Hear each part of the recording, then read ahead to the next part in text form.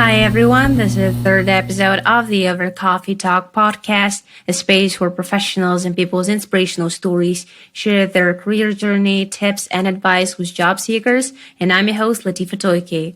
Today is a really special episode. I think people who are into Marvel and comics will truly enjoy it because today we are joined by incredibly talented Fiore, a senior digital designer at Marvel who has extensive design knowledge and experience across digital media and print. Outside of art and design, you can find him playing video games, writing comics, watching movies, TV, and pro wrestling. Please welcome Fiore. Thank you very much. I really appreciate you inviting me on, and that was a nice intro.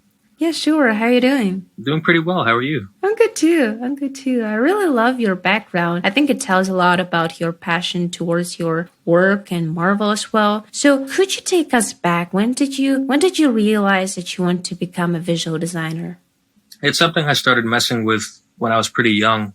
I think what got me into it was wanting to design video game covers. So I would make fake game covers and just post them for fun. And over time, I kind of started realizing the potential you could do with film posters, TV series posters, video game art, key art. I guess it's kind of an interest that grew over time. I've always been into artistic stuff, but yeah, it started pretty young with the video game stuff. And what challenges did you face as a fresh grad and a job seeker, and how were you able to overcome them? Well, I think the first thing that generally happens, it's very uncertain about things that are going on, and you're very anxious to get a job, and the job market it has its highs and its lows. So just being uncertain about things. And then the other thing, and I'm sure a lot of people go through this, not just for design stuff, but you look at some of these entry level positions and they want 2 years of experience at the gate, and you don't qualify for it. So that's definitely, it's a challenge, not being able to apply for certain things because it claims that you're unqualified for it. So just even finding something to apply to could be a challenge. But for overcoming it, you just have to keep looking ahead. And I think what helps is creating a list of companies that you would be interested in applying to. This way you could keep tabs on them and build up your network around those companies and the people that work there. And I'd also recommend, especially for designers, take as many freelance jobs as you can, because the more experience you have on your resume and the more stuff you can put in your portfolio, the better you'll be. Because I was lucky enough to have a internship in college, and I really think it helped me out. And have you ever experienced a bad job interview? Yeah. And if so, what did you learn from it? Yes, of course. I think what you learn from it, coming out of it, especially the one example I had, I think that my portfolio wasn't catered enough to what I was applying to. And I feel like in the long term, looking back, it probably wouldn't have been a job that I would have enjoyed anyways. So I think coming out of that one, try as best as you can to stick to a clear path with companies that you actually would enjoy, and try to cater your portfolio around those companies. Throw in as much, if it's an entertainment company, throw in as much fan art as you can, or if it's a UI position with a big tech company or something, put as many mock-ups as you can. Just cater everything that you have towards that company. It'll go a lot smoother. You'll be able to talk about your examples more, and you'll actually like what you're doing in the long term. And could you talk a little about a job interview that didn't go the way you expected it to, but that you were able to turn in your favor? Yeah. So, of course, I was nervous going in, which is something that it's not easy to overcome that, but the more you do, the better you get at it. And it was just kind of like there wasn't a lot of communication. They weren't really asking many questions. I didn't have many talking points. There wasn't a big opportunity for me to show any of my work. Something positive that I learned from that, though, is a great thing to bring with you as a tablet. Just load up all your work on it so you could slide through everything. But yeah, there wasn't a lot of communication. I didn't have that much time to go over my stuff because it was just like a bad vibe, if you know what I mean. Like it just didn't feel like it was going to work out anyway. So it was kind of like the mood was kind of down. Yeah. So coming out of it, you just have to kind of go in there with a lot more confidence. It really helps, especially like I said earlier, if you're going into a place that you had on your list that you really would love to work for, and have as many things catered to that in your portfolio. So and it helps you talk too, because it's your work. So you could explain it better if you have more stuff. But yeah, go in with confidence, have a lot of work to back it up. Talk as best as you can. Try to stay positive. Come really prepared, right? Yeah, as prepared as you can be. And how did you land your first design job, and what do you wish you knew before starting? So I had done a few little freelance things right out of college, but actually the Marvel was my first real job. Yeah, right out of college. like I said, I did a few freelance things first, but that was the first big thing. And then what I wish I learned coming into it, I guess looking back at it now, you have to be prepared to wear a lot of different hats because, when you come in, even if it's at a junior level, especially if it's a bigger company, you're going to be juggling a bunch of different projects at the same time, working across different teams and different stakeholders. So I would say looking back, the advice I would give myself or anyone else joining a company like that would be, just be prepared.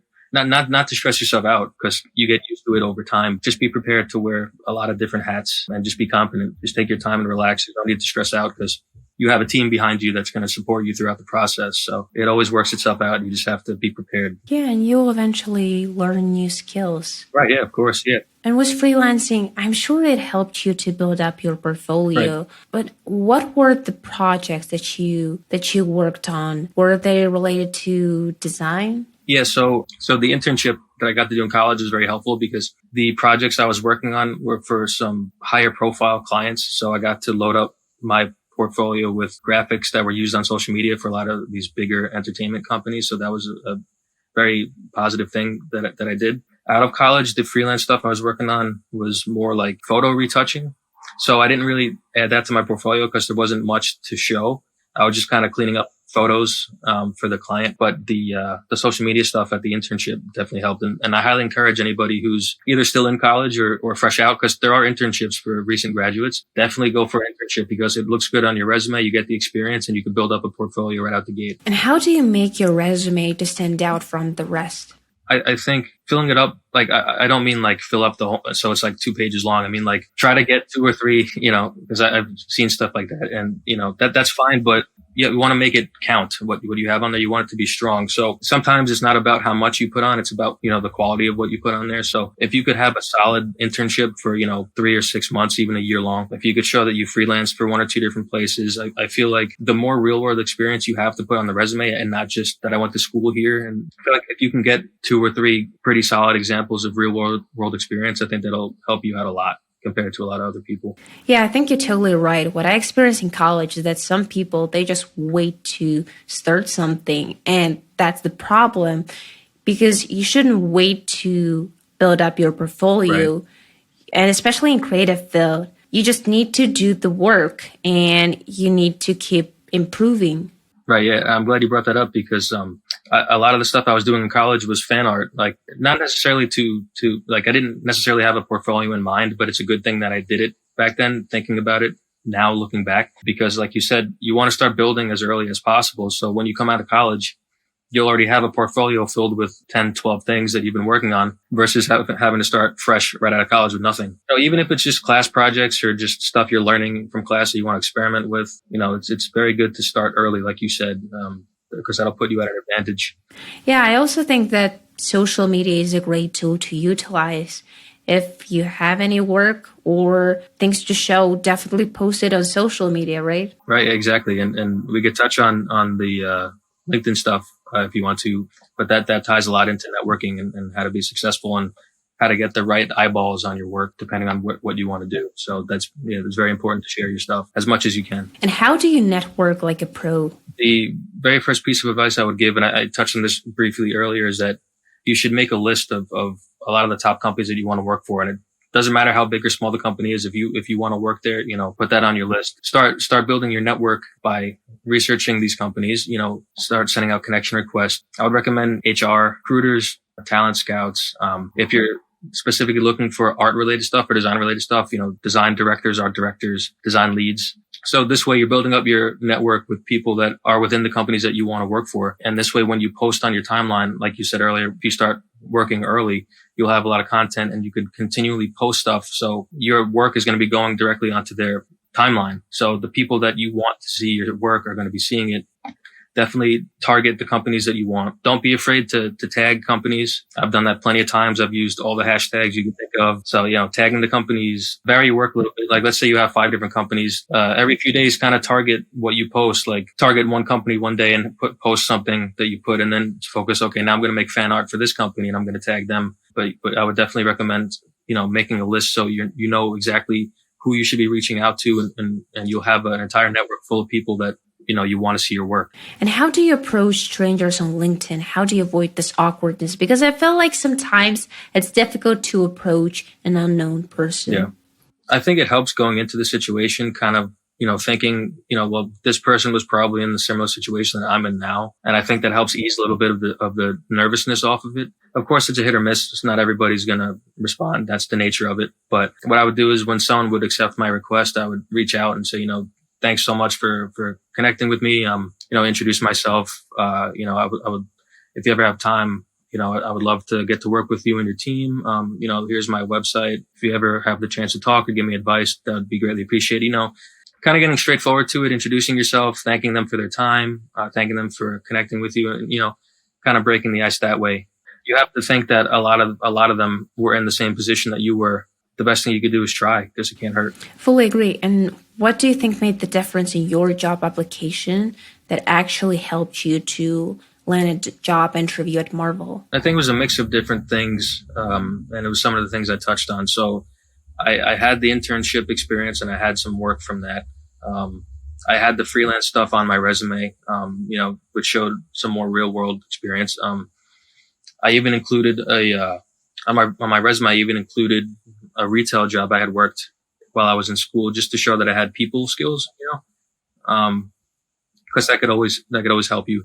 And I think it also comes down to my portfolio.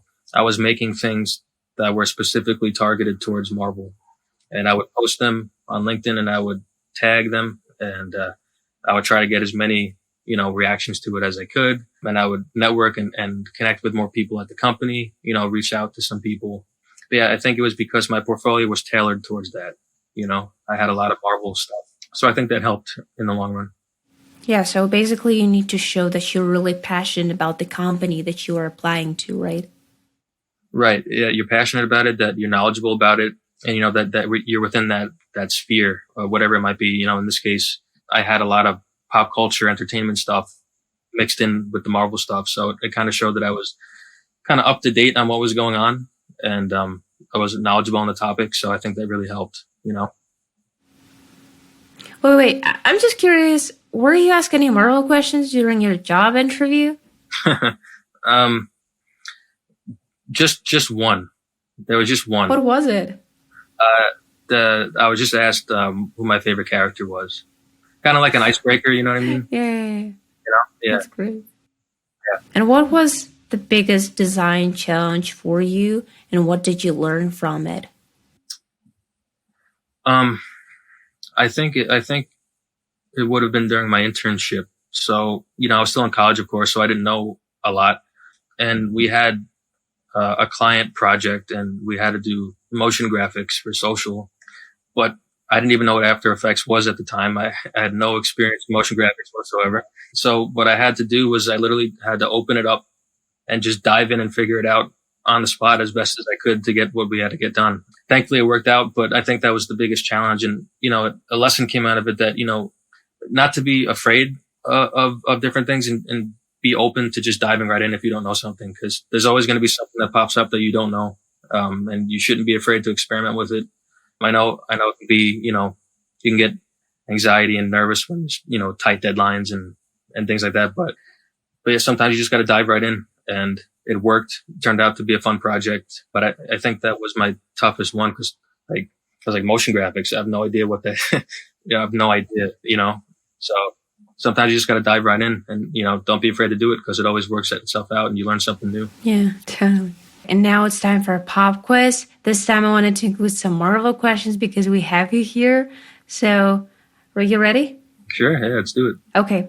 Top 3 YouTube channels or influencers that you would recommend for aspiring visual designers. Sure. There's 3 off the top of my head. So, first one I recommend, his name is Benny Productions. Mm-hmm. He's like one of the best when it comes to photo manipulation. So if you're into that kind of stuff, I'll definitely check him out. Another one would be Phase Runner. He's another one where, it's a lot of photo manipulation and compositing. And then third, I would say Boss Logic would be my third choice. He has some of the best work, and it's all, comics themed. So if you're into Marvel, he's one of the best, Instagram pages you could visit for artwork. So If you those were a three, I would superhero, recommend. what would be your superhero name and powers? Uh, that's tough. I can't even think of a name. I know if I were to get powers, I'll just become the next Spider-Man, to be honest. uh, I don't know a name yet, but I'll be the Spider-Man of Long Island. That's what we'll do. That's awesome. X-Men or Guardians of the Galaxy? Um, they're both very great and fun, but I think because of the nostalgia of growing up with the action figures and the animated series, I'll go with the X-Men. Yeah, same with me. And what makes a good interaction designer? I guess I'll kind of expand that to like just designers in general. I think the number one thing is that you have to connect with your audience, or if you're making user interfaces, that you have to connect with the users, because at the end of the day, you could think that it's the best design thing ever, but if the people using it don't think so, then that's what's most important. So I think understanding your audience and the fans, because at the end of the day, that's the most important thing you can think about. So I'd say just connecting with the user base and audience. Which Hulk would win, Bruce Banner or Jennifer Walters? I don't know. It's tough. I mean, I like She-Hulk a lot. I like what they've been doing with the new series on Disney Plus. But if I really had to pick, I'd probably go with Bruce. He's got the experience on his side. Most common misconception about visual designers? I think there's a lot of misunderstanding about what designers do, and I feel like there's so many different aspects of design that people really don't think about, like UI and UX, graphic design, photo manipulation, retouching, compositing. There's just so many elements to it. Being a designer, you have to touch on so many different things. So I feel like maybe a misconception is that it's not so simple, because there's so many moving parts and so many fields that you could study. Like, you could be an expert in user interface, but you might not know anything about compositing and manipulation, because it's completely separate things, but you both consider them design. So it's such a big field to cover. So I think that's maybe one of the misconceptions, that, it's not so narrow. There's so many components to it. Most underrated villain in the Marvel Universe? That's a good question. I'll go with one that's probably not named a lot. I'll go with Madcap. I like Deadpool, so I'll go with Madcap. Favorite icebreaker question? Favorite icebreaker question. I'll go with the Star Wars one, but it wouldn't work on anybody who doesn't like Star Wars, though. But I guess I'll ask who shot first. Yeah. I'll go with that. The best part about your job? The best part is the people I get to work with. It really feels like a giant family. And even when everything went digital with, everything that went on, I felt like nothing really changed. Everyone's still very close and talk all the time, even though it's through a computer screen instead of in person in the office. I would say it's the people that make it great. And finally, your advice to someone pursuing a career journey similar to yours? Like we touched on earlier, I would say build up your portfolio as quick as you can. Try to make a list of all the places you'd be interested in, so you could kind of target your portfolio to have content that applies. When you do get that interview that you want, you'll be able to show stuff that's relevant to the job and the company. Network as much as you can, because the worst that could happen is that if you reach out to somebody, they won't respond. That's the worst that could happen. The best that could happen is that you'll get advice, and it happens more than you would think, because all these people are in the same position as you. And don't ever consider, giving up or stopping. You have to keep going, because you never know what job position might open up the next day that you wouldn't have thought of looking. You just never know, whether it's reaching out to somebody, applying to a position, you just never know. I'd also say whether you're still in college or you're fresh out, I highly recommend, if the opportunity pops up, to take on an internship, because it'll do nothing but benefit you. You get the experience, you get some more portfolio work, and sometimes they could lead to full-time positions. So if you have the opportunity, definitely take it. Yeah, I couldn't agree more. Thank you, Stephen, for joining me today and for sharing your journey as a designer. Yeah, I appreciate the invite. Thank you very much. It was a nice talk. Yeah, same. It was great talking to you as well. And thank you, everyone, for watching this episode. Stay tuned for more. And don't forget to subscribe and hit that like button. Let us know what you think about this episode in the comment section, or if you have any questions.